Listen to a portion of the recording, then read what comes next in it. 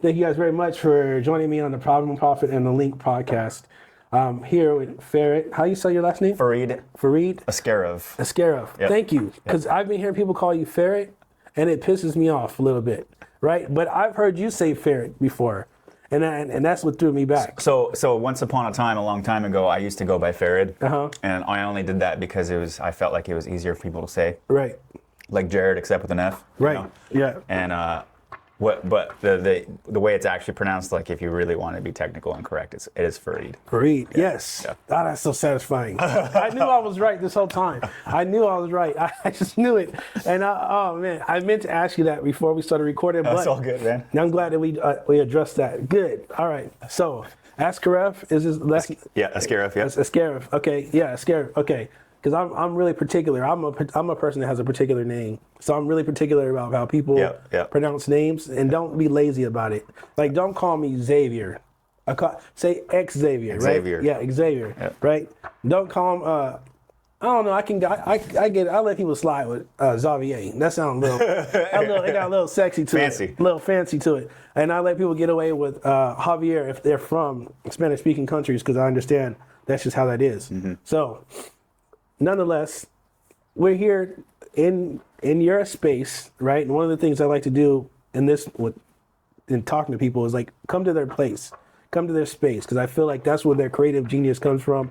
And if I can get close to that, I feel like we're gonna have a great conversation. At the end of the day, I just want to highlight what it is that you do.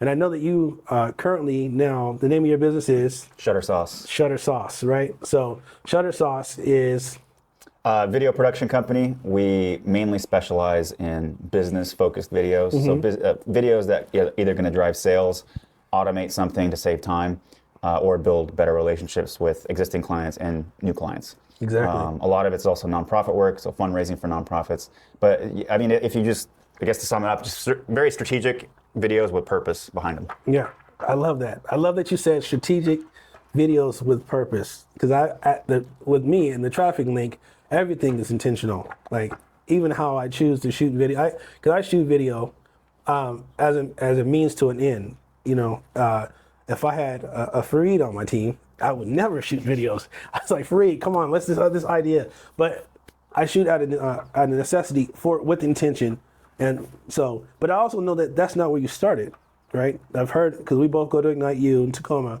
and I know that you started in accounting.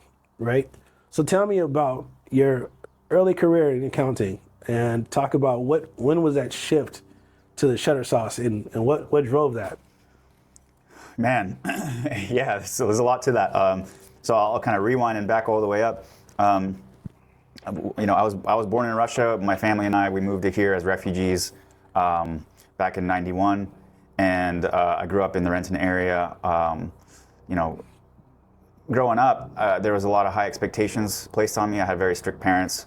I was always, pushed to do more and be better and all this stuff and try and live up to their expectations. Mm-hmm. I love my parents. I love my mom. I love, my dad, my grandparents. But that's kind of the world that I grew up in. And so, getting to accounting, going to college, getting my accounting degree. Getting into like one of the big four accounting firms, which is where everybody wanted to go, right? If you're an accountant, and then getting there, landing a job at one of those accounting firms, and then getting my CPA license. I did everything I was supposed to. I did everything your parents tell you to do. Yeah. Everything society tells you to do. Everything your friends are doing. And so, 4 years into my accounting career, I was doing well in terms of my career. Like I was getting promoted, my bosses told me that I was, doing a good job and all that stuff. But, 4 years in, I kind of woke up one day. It was the middle of busy season, and busy season typically for us, now, isn't it? Yeah, it was like December, to April-ish? Through March. Yeah. Well, on the tax side of things, for sure, I was more of a financial auditor, so I didn't do taxes. A lot of people think CPAs only do taxes. No, CPAs do a lot of different things. It's a whole conversation by itself. Yeah. I was an auditor, so my job was to be the police, basically, of the business world. We would go, these big public companies, they're required to be audited. to make sure that, people are investing in these companies, so the financial statements have to be accurate, right? So the auditors come in and check everything. So that's what I did. We would come into clients and look at all their processes. Where does this number come from? How does this process work? Explain it to me so that we can document it all. That was my life. And busy season on the clients that I was on typically happened like December through February, March. And during busy season, you're working anywhere from 60 hours to, depending on the client, 120 hours a week. And I remember one day it was like 8 p.m. or 8:30 p.m. I was out on my laptop at the client.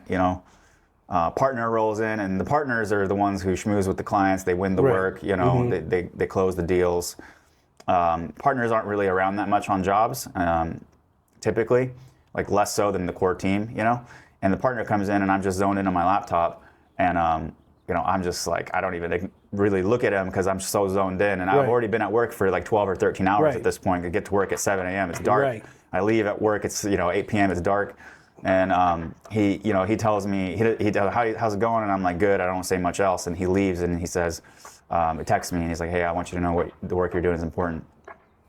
And I guess it was a nice thing for him to text me, but I wish he would have just like actually said that to my face, Right. And so I don't know. That's something. I think it was that was the day, I think, where I was like, man, I'm like working super hard here, and I don't even really enjoy it that much, to be honest. I never really asked myself why. I just kind of did things. I never stopped to reflect. Right. And I was 25 at the time, so from the age of 21 to 25, I was at this job. I grew up around entrepreneurship because of my dad.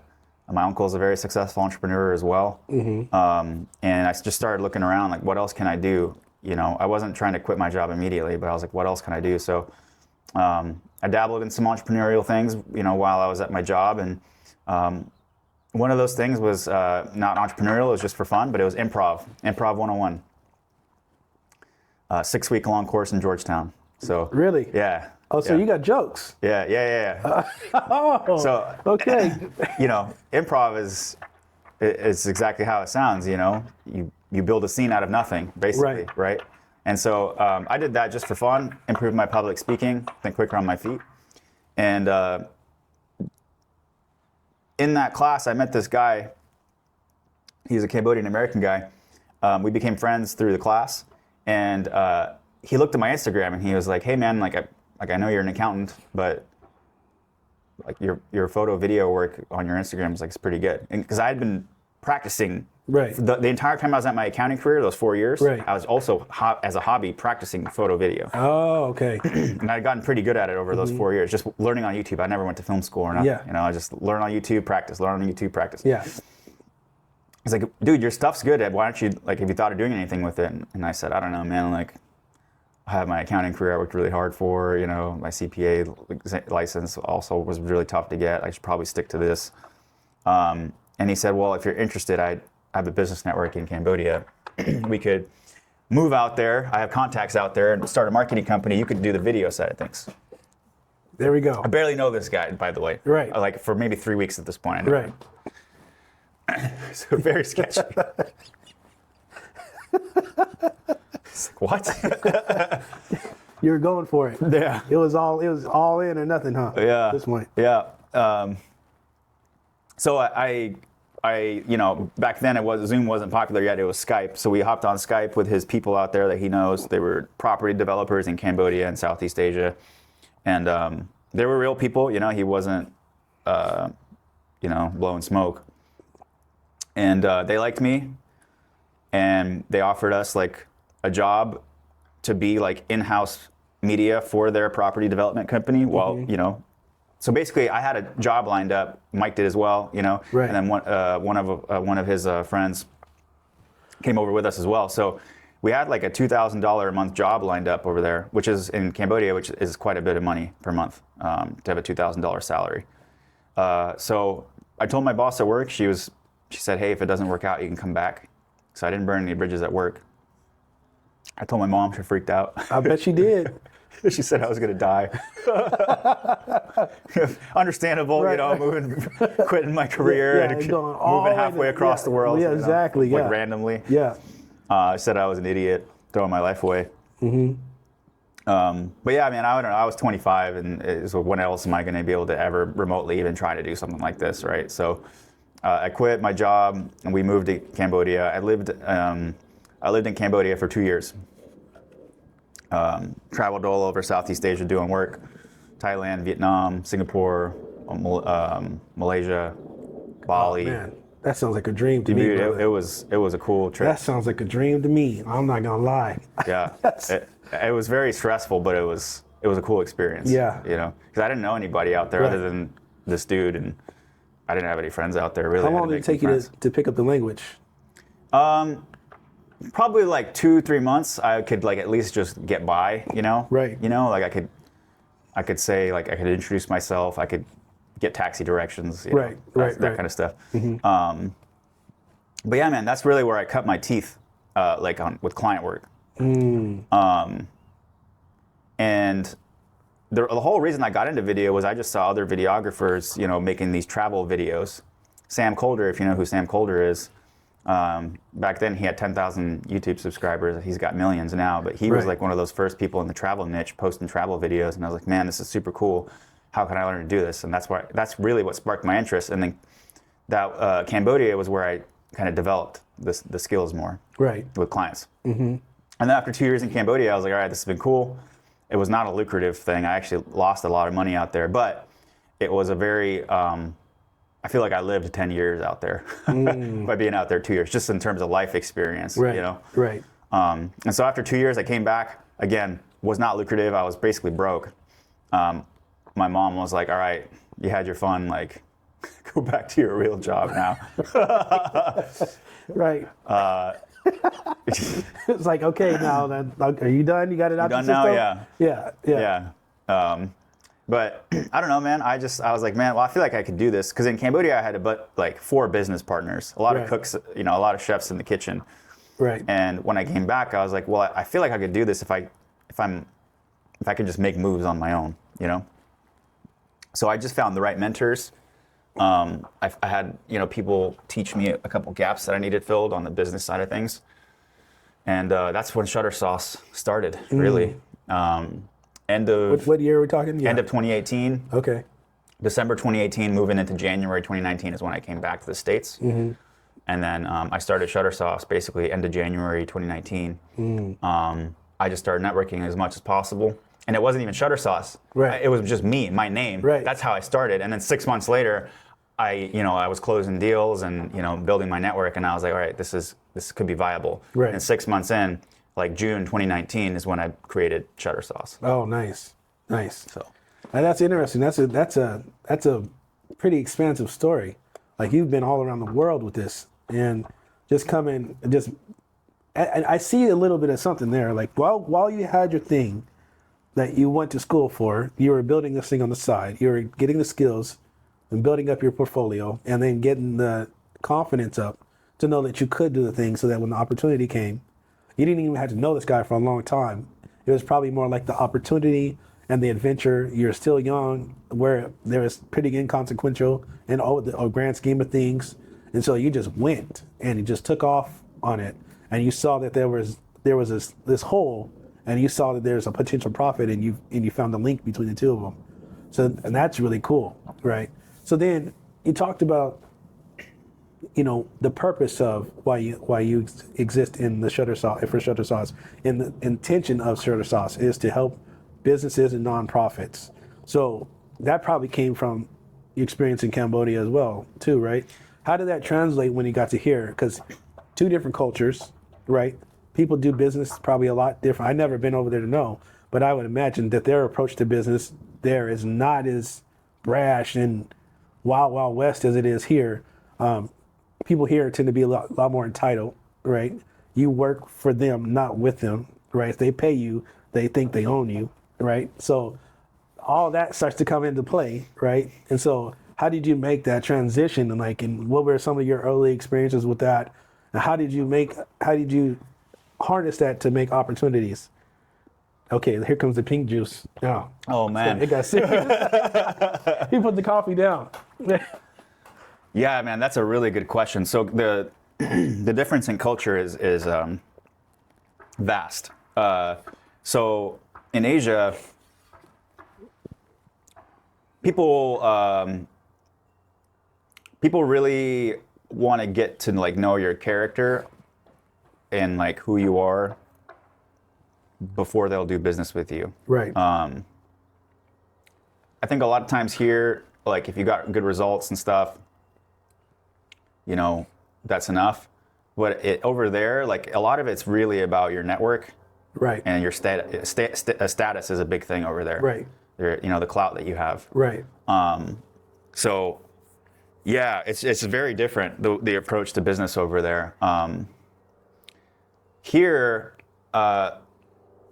translating my experiences in Cambodia to here, I had the experience of like how to create videos and sort of deliver work to clients. Over here, what I needed was more so like, hey, well, how do I demonstrate the value of what I'm offering to people? And for that, I just needed to learn sales, really, and also needed to learn different kinds of videos and how they're used and in which situations. Because depending on the client, the situation they're in, the video strategy is going to be completely different. Right. Right. And then on the back end of that is, okay, once you understand the strategy, how do you then convey that to the client in a way that they can connect the dots in their head and see how valuable it is? Right. So I hope that answered your question. Yeah, that does answer the question, because it talks about the approach, it talks about the culture, right? It talks about the showing the value, right? Where people here, they're not so much concerned about your character as much as they are what result you can get for them. It's still important, the character piece, but it's less so. It's less so here. Yeah. They want to know that you're going to deliver their product on time, and you're not going to run away with their money. But beyond that, they're not. I imagine in Asian cultures, and I know a little bit about that, they dig a little bit more into more about who you are as a holistic person, because they feel like who you are as a holistic person is going to be poured out in your work, and therefore they want to make sure that the result you're going to get is not going to be some rogue idea that's going to be like from left field, because they know who you are. They took the time to invest in learning who you are. So a lot of times you have to go out drinking with people, man. I'm serious. Like they want to go out drinking with you, see how you handle yourself. Yeah. After you get like completely unrelated, really, to the business side of things, right? But kind of still connected. Right? Exactly. And we have that culture here, kind of that.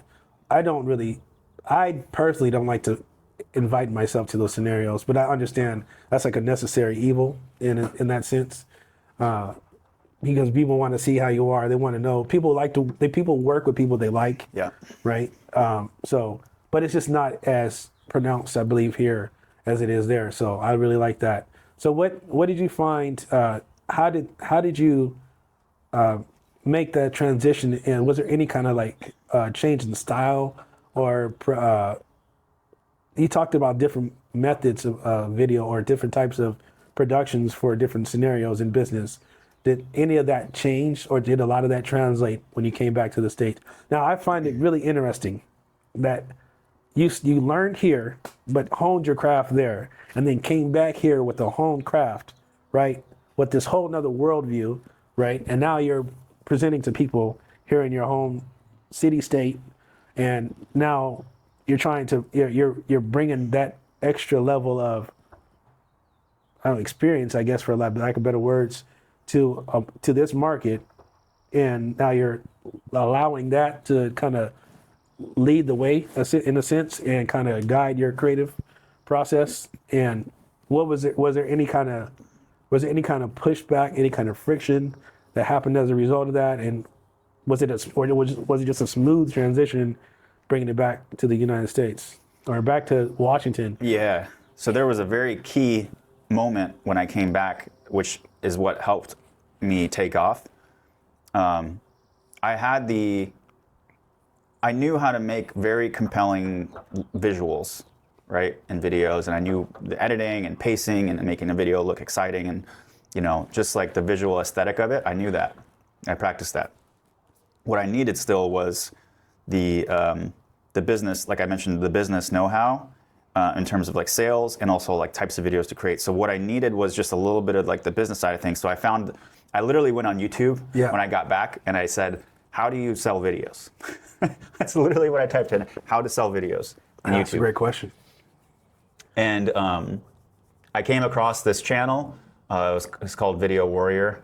And two guys ran it, Marcus and Nick. And Marcus was like the sales kind of teacher. Nick was more like the video strategy teacher. And together they were helping videographers kind of break out of that sort of technician mindset and more into like a consultant, business owner, strategist kind of mindset. Right. So not only like, okay, pressing a record button and making it look pretty, like that's not what we're focused on. We're focused on how do we like deliver videos with intention and results. Right. So I got into their community on Facebook. It was free. I poked around in there. I saw people posting these hashtag deal closed posts. Right.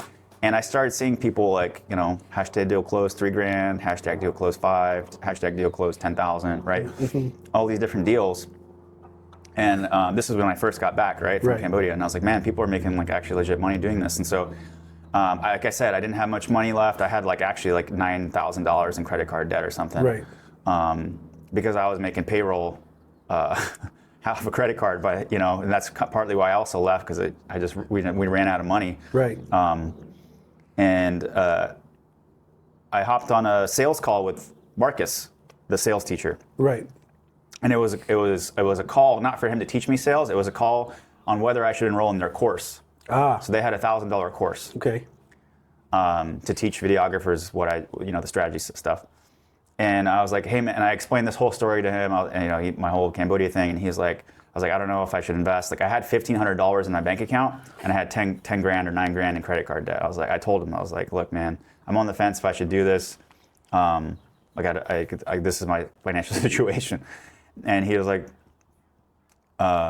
look, man, like you've already had success, with your accounting career and stuff. You just need a little bit of guidance. He's like, I think, if you enroll, like, I don't see why you wouldn't be successful based on like what I've heard about you. And he said, and at the time I was like, man, this guy's just trying to hard sell me on his course. Right. He's just trying to take my money.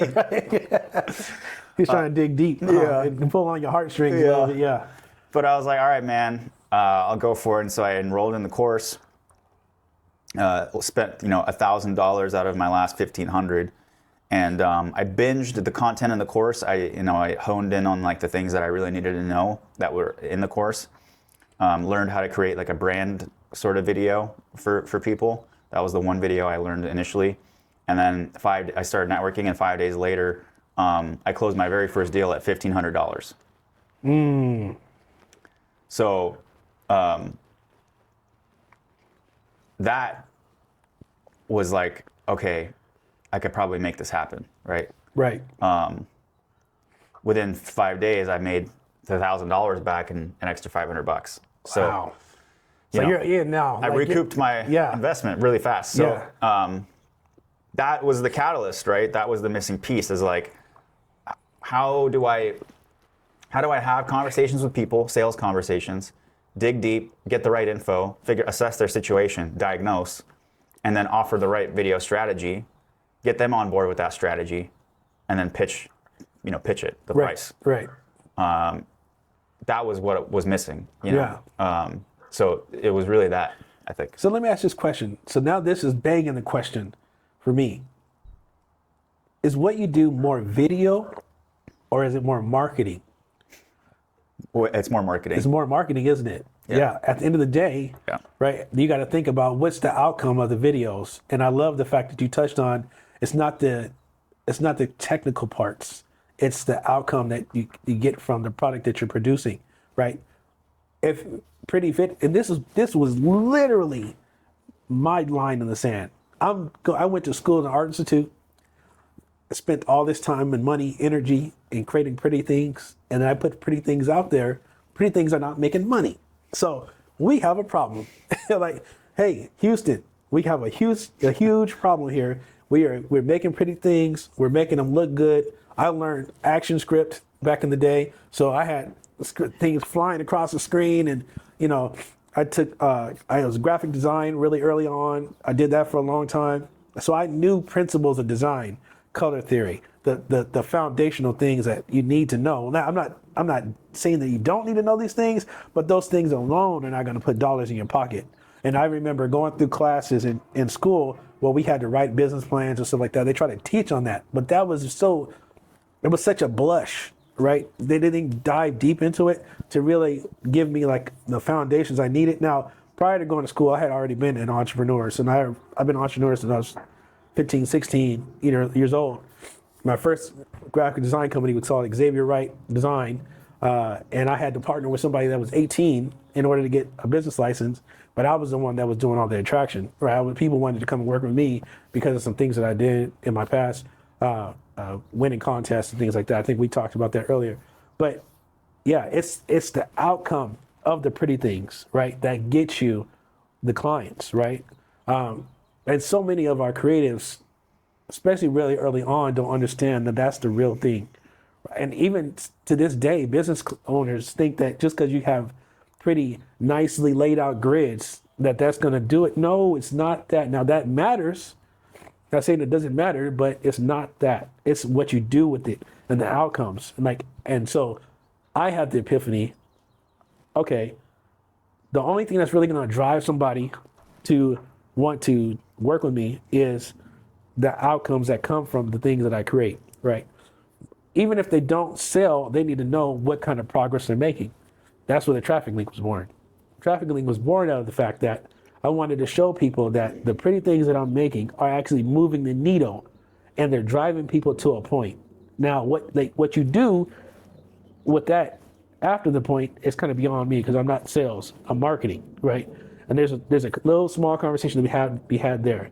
There is a difference between marketing and sales. Now, marketing should drive sales, but marketing it by itself is not going to put dollars in your pocket. Sales does that, right? Sales, the closing of the deal, does that, right? So let's talk about that, right? So when it comes down to leveraging results, right, or generating results and leveraging those results for the purpose of driving dollars into the deal, let's talk about that. But just a second, I need to wipe my nose. It's going to be edit point. Hold on. Yeah, and I know it's not snotty. You're good, man. Yeah. Go ahead. I know you're a little getting over a cold as well, right? Yeah. You're good. So, all right. And 3, 2, 1. Am I clear? Am I good? We're back in. And so go in to talk about that. So we're going to let's talk about those results, right? And leveraging those results to get sales, and those sales to get more clients in that whole process.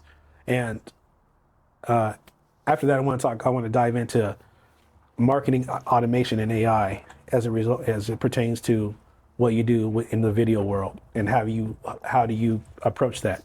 So, and I'm gonna really have fun with that, because I'm really trying to build my community around that, especially locally, because I don't have a lot of connections in that. People kind of don't understand the depth of where you can go with all of that. So I'm gonna let you go ahead and talk about that results in showing that. Talk about the story that you tell that helps people see the value in what it is that you do. Mm-hmm. Yeah. So, wow, where do I start? It's such a big topic. So businesses struggle. The challenges that businesses face, no matter what the industry is, there are challenges that are pervasive no matter what, like across industries. So, a lot of times businesses face a challenge of like, well, people don't really understand like the value that we bring. People just don't understand our story and why we're like special, right, and uniquely positioned in the market.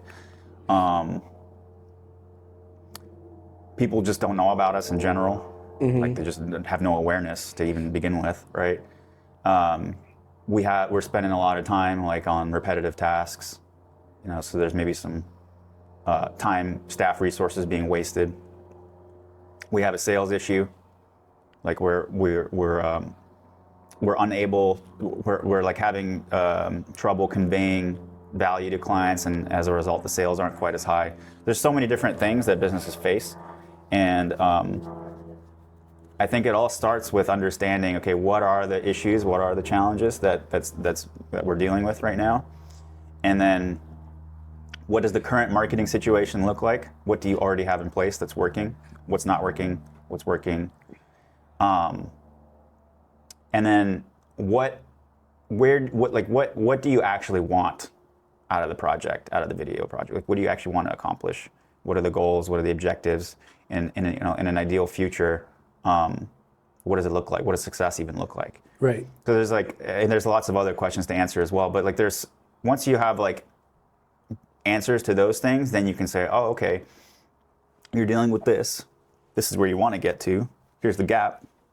And if video does make sense, if you have the right systems in place and if you're ready for video, these are the videos that fill that gap.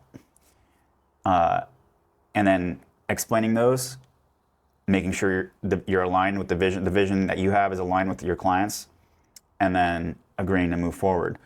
And then also making sure that they understand like how the videos are being used, where they're being used. So I don't know, man, there's just so much to figure out before you get into a project. And then from there, it's like, okay, we have an idea of the direction we're headed.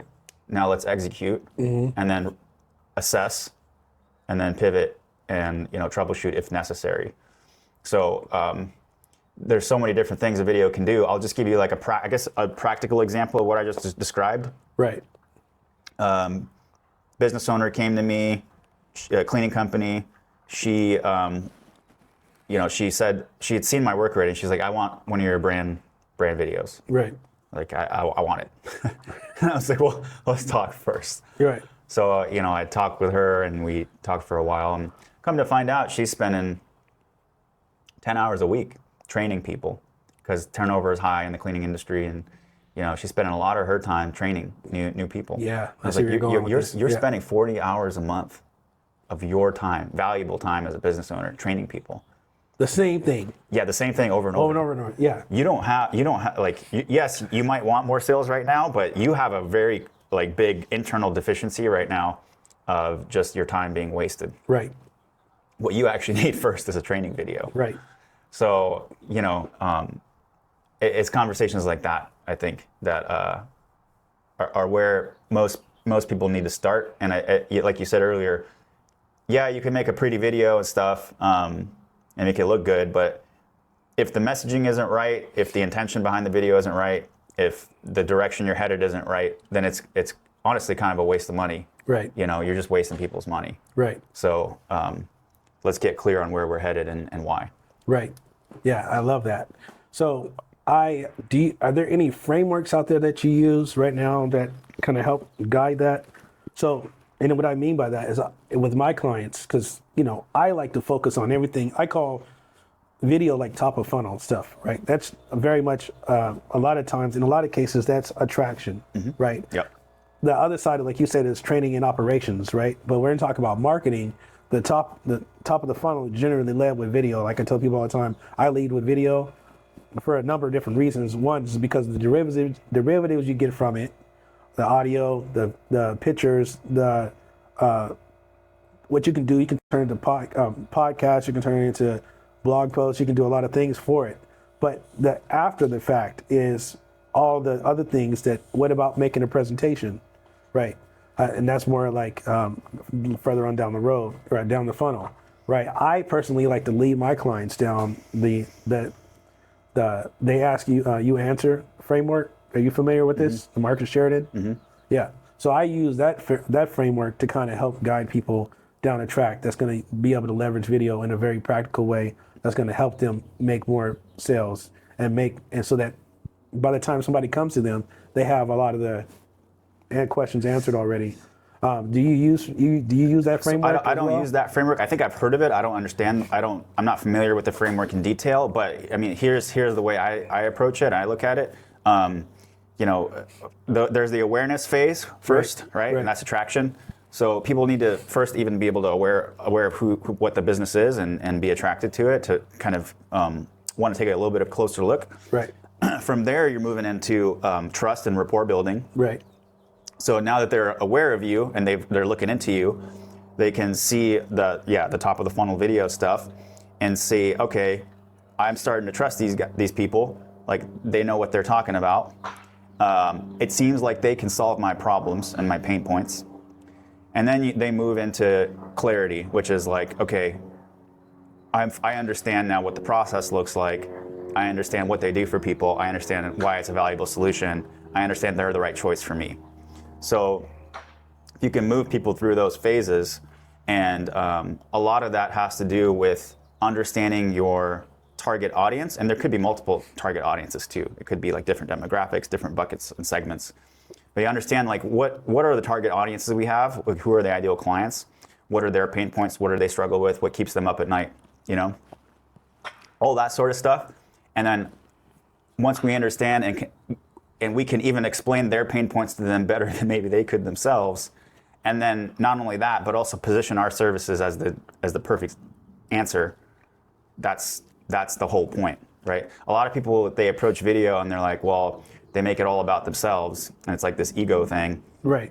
Which is totally the worst way to go about it. It's like, okay, how can we keep the end client in mind and design our videos around with that person in mind and what they need to hear? Right. So that's so let me ask this question. Do you call that the shutter sauce process? I don't know, man. Yeah. It's just the way I look at it. I don't know. I don't have a name for it. Yeah. Sounds like that's what I would call it. Something along those lines to give it, put a name, label it. Like, this is the shutter sauce. This is what it breaks down. This is that's what it means.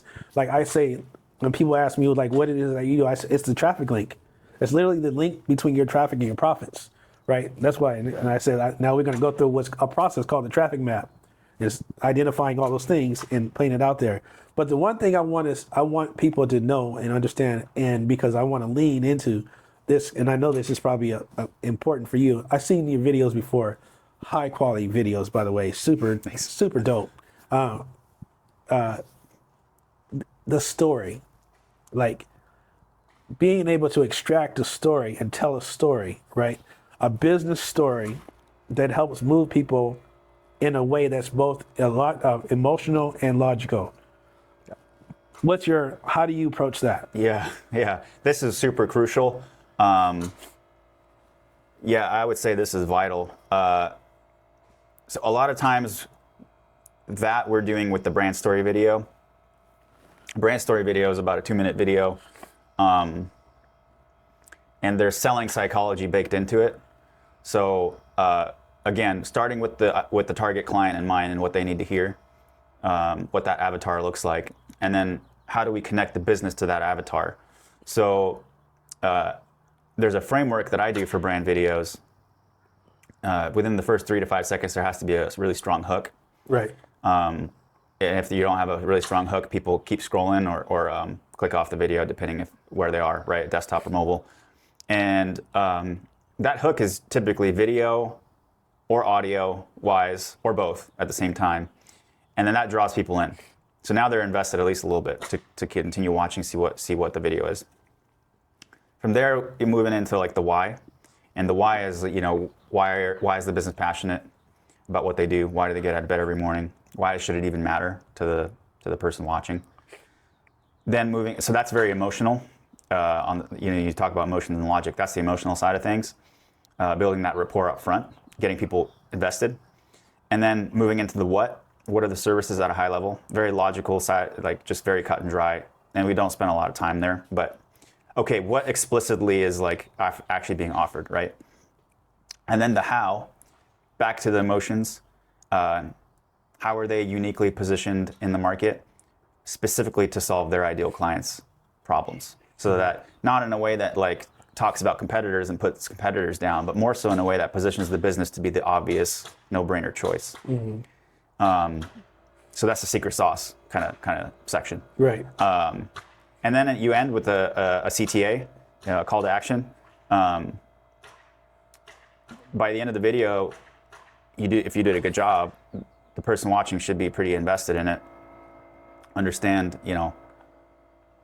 what the business stands for, why they're trustworthy, and then get people to take the first step in the sales cycle. So whether that's a phone call, whether that's a form on a website, whether that's a meeting in person, it depends on the business. But how do we get people into the very first step of your sales cycle? And that's the brand video. So that's how I approach kind of making those.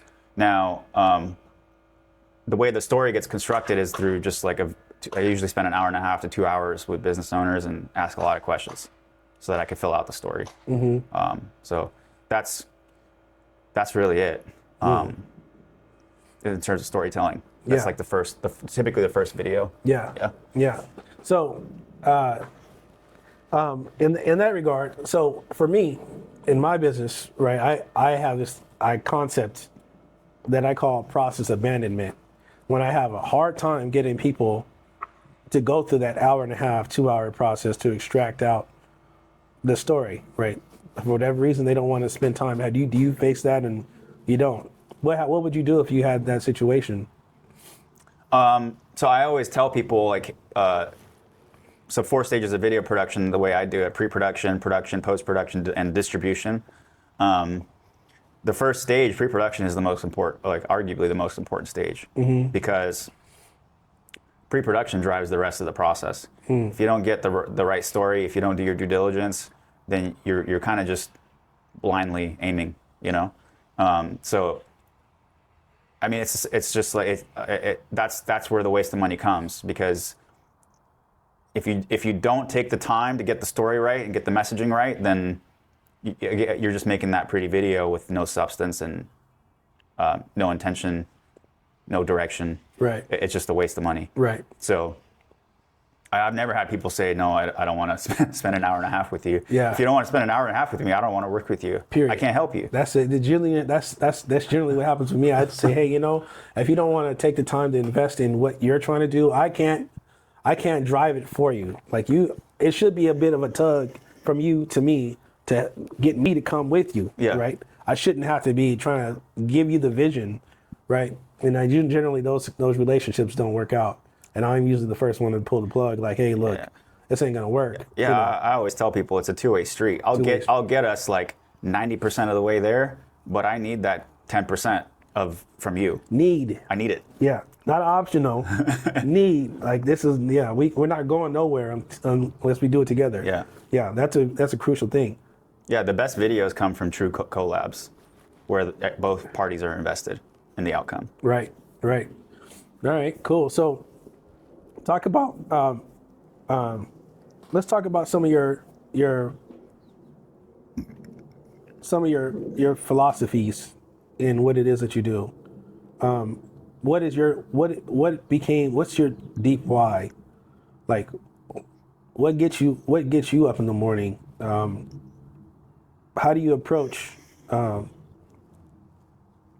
your process, right?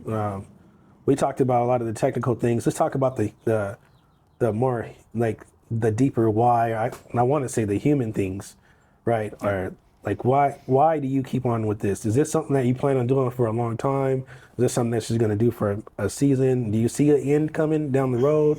Let's talk about your ideal client and why. Let's talk about some of those things. Yeah, sure. So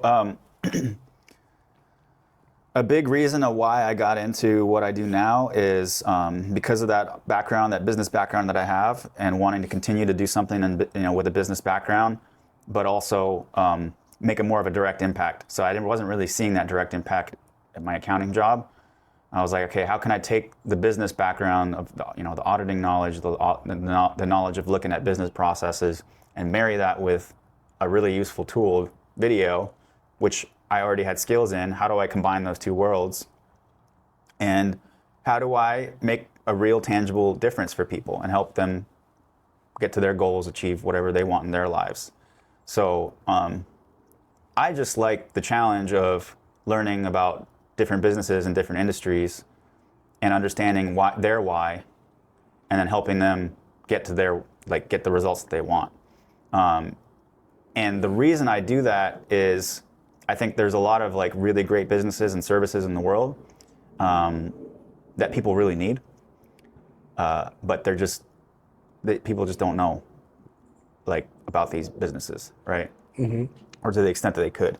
So what I do, I feel amplifies good in the world. Right. If I can talk to a business and help them spread their message and the good that they do for the world, then ultimately I'm creating a positive change and helping people. Right. Whether I can directly see it or not, a lot of times I can directly see it, but I know that I'm doing good in the world. And then beyond that, I also like coaching other videographers and passing on knowledge. I have a coaching program. I have digital courses and stuff.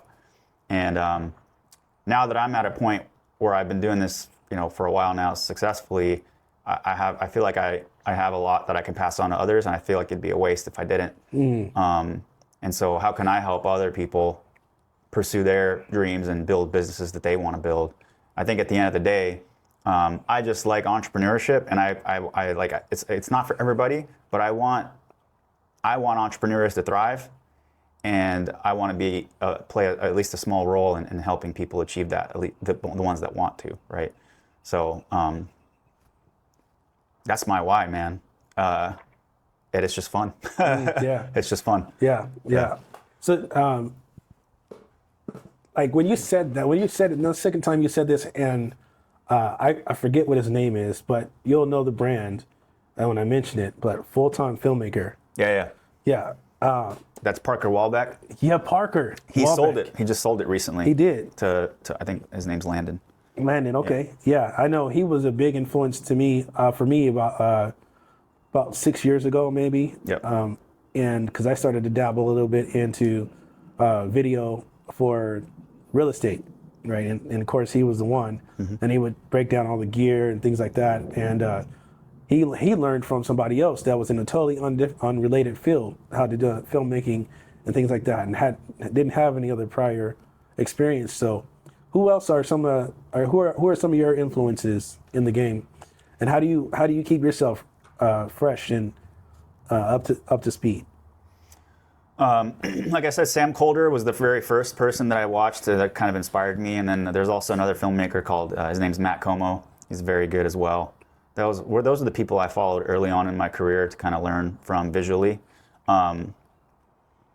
Nowadays, honestly, man, I don't really pay too much attention to what other people are doing.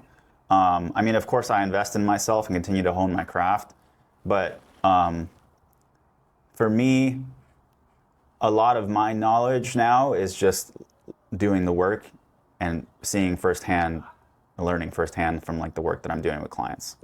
Like what works really well, what doesn't work so well. So honestly, man, I don't really follow a lot of other video people. Yeah. I mean, I'm just not, it's not where I am right now. You know? So you mentioned coaching, right? And what I work specifically with coaches and consultants, specifically in helping them automate and move their business, their message forward. And a lot of the coaches I work with have coaches. I mean, matter of fact, all the ones that are doing really well, like doing multiple, 6 figures, and up, are all say, I'm a coach, but I have a coach. So, do you have a coach? Of course, yeah. Okay, so I've had like 8, 9 coaches over the last 5 years for different things. Yeah. Yeah, I had a sales coach, I had a video strategy coach, I had two time efficiency coaches. I had a business coach for 2 years. I'm probably gonna hire another business coach here soon. I read business books regularly. Right. I'm constantly trying to learn new things. Not just for my own benefit, but also so I can pass on some of the stuff I learned to other people. Right. I don't think the journey really. I don't think you ever really get anywhere. You don't ever get there. Our journey of entrepreneurship is constant. It's forever. Yeah. Yeah. So that's also something about me is like I don't like just staying in one place for too long. I just don't want to be complacent. Otherwise I get bored. So. I just always like learning new things from new people. It doesn't. I'm not personally interested in like learning new visual techniques and video. Like the video is cool. I like video, But just like you said, video is a means to an end. So it's just a tool. If there's a better tool that comes along, I'm going to learn that, you know? So I'm more interested in like, okay, how can we grow business and get better results for clients and pass on knowledge and continuously learn. I'm less focused now on like videography. Yeah. It sounds like to me, based on what you're saying, like your trajectory is going more towards getting into the business side of things and you have to when you start becoming a coach because you already mastered the visual aspects of it, and you probably at this point not have a style, right? You have a means or a way to go about doing your thing, but the thing that becomes ever elusive, I'm gonna keep it real, and this is super nerdy for me to say, but it's psychology. That's how people interact with the world, right? That's always changing. And that's where you need to be in front of the wave consistently as the world changes, right? You talked about if there's a new tool that comes out or a new way to do the thing, you're gonna get on it. So have you jumped on the video AI wave, and have you measured or quantified the effect that it's gonna have on the marketplace? Yeah, I mean, I've used AI for different things in video.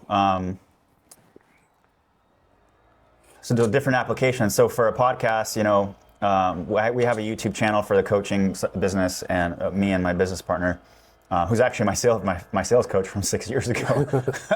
It's kind of crazy how full circle it comes. I love that.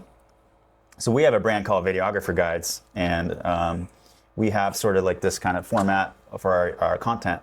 And we use Autopod, which is a plugin for Premiere that just automatically chops it up, you know. So there's that.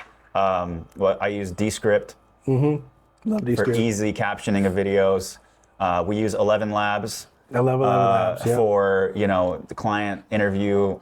Maybe they mumbled their words a little bit, feed their voice through 11 Labs and create completely new voiceover to plug into the spot where it was maybe jumbled. You know? Oh, that's smooth right there. I haven't thought about that. I love that. That's smooth right there. Yeah. You gotta get written permission. Yeah. Don't just put people's voices through AI. Get written permission. Right. But yeah, man, like there's a lot of uses for AI, and I'm sure it's going to continue to grow. I see AI. You see it already actually in the stock footage portion of the industry, where a lot of stock footage people are freaking out right now because you can create scenes, you know, not like super detailed, like very personal scenes of people and specific people, but more so like establishing shots, you know, in general scenes that are like really look good, you know. Right. And so I think with AI, the people that are able to do something that's very creative and not like, because AI, at least right now, AI can only sort of replicate what's already out there. So if you can be creative, if you can, you know, dive deep into stories with people, if you can really diagnose and solve very specific problems, you'll be fine. And AI, the way I see it, is just a supplement to enhance, you know, the creative, you know, more personal things that you're already doing for clients. Right. Yeah. And I really like the fact that there are multiple, like you just turned me on to something, like using AI to backfill, you know, mumbles, leveraging 11 Labs. Wow. That kind of blew me away for a second. It's crazy how accurate it is too, man. You might have to feed it through a couple times. Right. But like, man, we've talked to clients where like, hey, it's a little mumbled here. Can we like, do we have permission to use your voice to like feed through our AI software and just replace this section of audio? Like, yeah.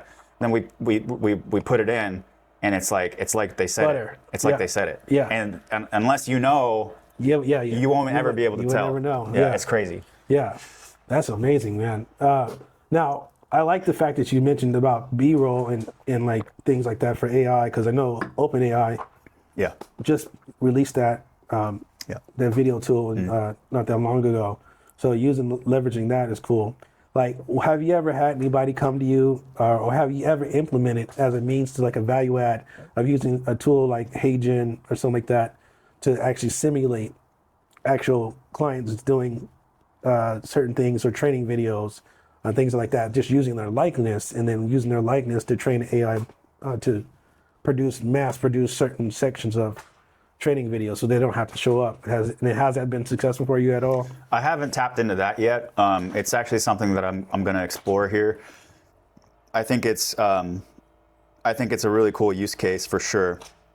I haven't done that yet, but I mean, if it simplifies the process and we can create things that would otherwise be a little bit more complicated, yeah, why not? I think it's really smart. Yeah, definitely. Yeah, I'm super interested in that. Like you mentioned Descript, right? I use Descript for some of my things, like my voiceover things, but I'm really getting ready to switch over to 11 Labs because 11 Labs just does such a better job at just 11 Labs is really robust. I mean, amazing, right? And for the price they cost a month, it's like, here, I'll take 10, like, just because of what it allows you to do. So, especially with me being specifically in marketing, I like to, I don't know, for whatever reason, I deal with people that are a little bit more reticent to follow process. Maybe it's me. Maybe I'm the kind of person I'm a rebel, so I don't follow process very well. And then I get people that don't follow process very well. But in those cases where they don't want to be around for the whole thing, they want a truly done for you situation, I leverage those tools to help me get there. But yeah, and I also leverage automation a lot in my process. One of the things I like to do, like I said, for me, it's all about metrics in the back end, and especially for video design, things like that. I want to know what people are really engaging with, and a lot of the videos that I have, and when I'm building out funnels and advanced marketing systems, things like that, I'll use trackers on videos and be able to know where are people falling off, so that it helps me figure out where people are falling off, so I know I'll come to the client and be like, well, this area right here, you're falling off. Like, you got the hook down, or maybe you don't have the hook down, but or whatever the case is, the body of it, or the why, or like the things that you talked about a minute ago, they're falling off there. And I will leverage automation to try to re-engage people back into the video, or if they fall off at a particular point and I know what that point's about, maybe I'll use AI or automation and then AI to help me message back and say, hey, these are 5 things that people are finding out based on this thing. And there might be a certain point in the video where they're falling off. I can give them more supporting facts or supporting emotional drivers, was it PDQs? I forget. Anyway, so like driving questions, right? People need to know more to get them to take the next step. Have you tapped into that area of things in your business? Yeah. I mean, we look at analytics too. We look at retention, drop-off rates. We will usually, when we make videos, we'll also repurpose them. So if it's if the full video is 2 minutes, for example, we'll repurpose and create 15-second ad versions of it, 30-second ad versions of it, and from the full video, focusing on maybe different services to run as ads, right? So from there, it's just like, okay, let's figure out all the core services that we're trying to sell people. Take from the core asset that we have, repurpose it into smaller bite-sized chunks, and then use those as ads, run them as ads, and then assess the results. So we have clients that will take the short form videos that we create, and run them as YouTube ads, run them on Hulu, run them on Facebook, Instagram ads, and so we don't do that for people, but we kind of point people in the direction of that, and then if they need marketing help, we can introduce them to different people that can maybe run those ads for them, or sometimes they even have an in-house marketing team, which is ideal. So on the analytics side of things, typically I mostly focus on retention rate and making sure that we keep that high, but I also have to draw the line in the sand somewhere. Marketing is a whole another beast, and we don't run marketing campaigns for people, but our job is to create the most compelling video content and adjust from there if necessary, if the messaging's off. Right. But, yeah. Mm-hmm. Yeah, that's cool, man. Well, at this point, is there anything that you would like for people to know about you and how they can reach you and things like that? You have any questions for me specifically?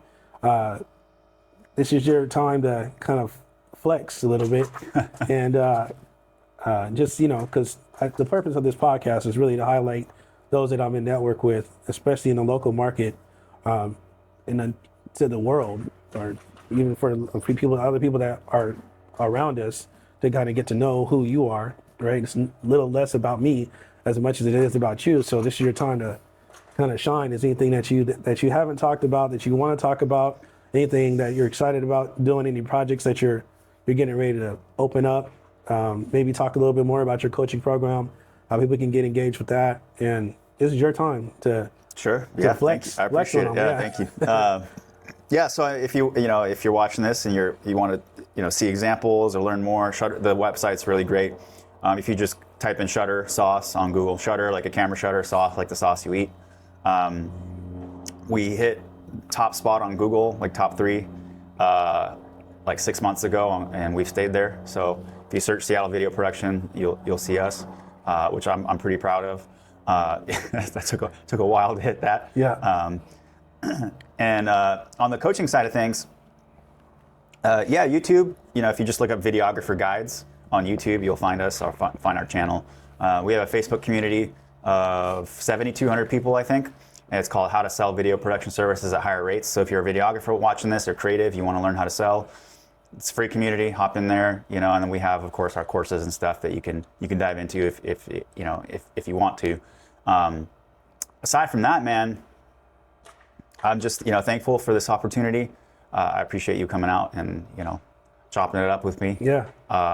I'm excited to see kind of where you go with this as well, and the other guests that you're going to have on. And I appreciate your time. Yeah, for sure, man. Yeah, I like working with sharp people. You're sharp people. So, it's hard to beat somebody that's got that creative side, but has that whole business side of things and has that analytical mind. And the fact that you kind of bridge the gap from being an accountant to being creative, and you're able to keep a stake in both sides firmly is unique, right? I call that thinking from both sides of the brain. You're a non-sleeper. Thank you. You're a non-sleeper. I know that for a fact. But so yeah, we appreciate you coming on and just sharing this discussion with me. I learned a lot, and I hope everybody that's watching gets the chance to engage with this gentleman and his businesses. Because two or three businesses now? Two, I guess 3. But yeah, there's the digital courses, there's the one-on-one coaching, and then there's Shutter Sauce. Yeah. So I guess 3. Yeah. Because you did mention your other business. What was it? The one with your partner? What was the name of it? Oh, Videographer Guides. That's our coaching business. That's our like digital courses business. I also coach people one-on-one, and that's just me as a coach. And then Shutter Sauce. So yeah, those 3. Okay. And then how do you get in touch with Videographer Guides? Is that just look up Videographer Guides on the YouTube channel. The YouTube channel. Yeah. Perfect. Yeah. All right, man. Yeah. Thank you, man. Yeah, Appreciate my pleasure.